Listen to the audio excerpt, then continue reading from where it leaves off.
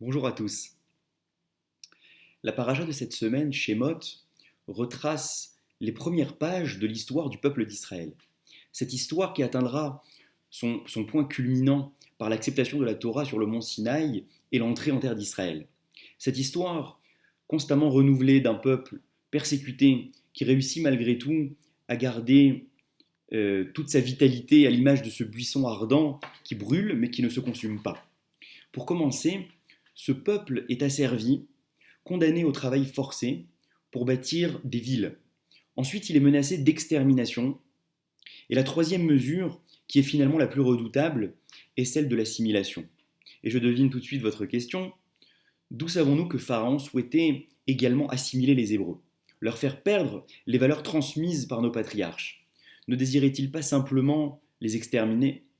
La réponse se cache dans un décret curieux que Pharaon promulgue à l'adresse des bébés garçons. Tout nouveau-né mâle, vous le jetterez dans le fleuve, nous dit le texte. Pourquoi dans le fleuve?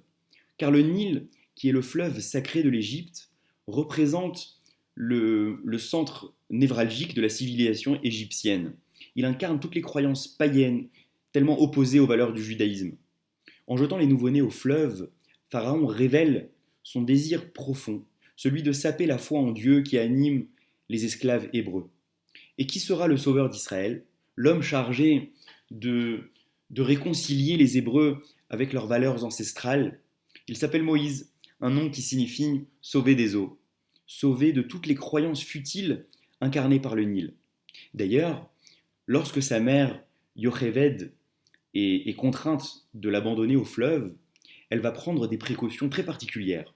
Elle va le placer dans un berceau confectionné avec des joncs.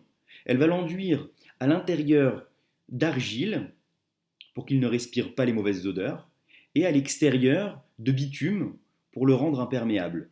À première vue, ce sont de simples précautions prises par une vraie mère juive pour protéger au maximum son fils chéri.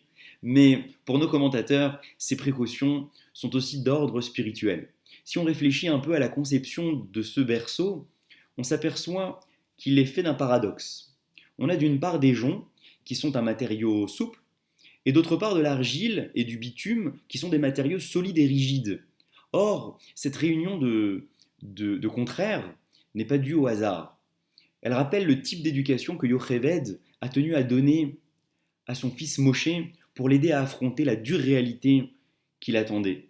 D'une part, de l'amour, de la tendresse, de la souplesse, pour lui permettre de s'épanouir dans les meilleures conditions. D'autre part, de la fermeté et de l'autorité pour l'empêcher de succomber aux mauvaises influences de la civilisation égyptienne. C'est grâce à ce berceau et à tout ce qu'il représente que Yocheved espère donner au petit Moshe toutes les chances d'être sauvé des eaux de l'Égypte. Pour nous autres, qui avons le privilège et la responsabilité d'être parents, la composition très particulière de ce berceau résume à merveille notre rôle. D'une part, l'importance d'élever nos enfants dans une atmosphère chaleureuse et bienveillante. D'autre part, la nécessité d'établir des limites fermes pour protéger nos enfants de tous les dangers du monde extérieur. Bref, une main de fer dans un gant de velours.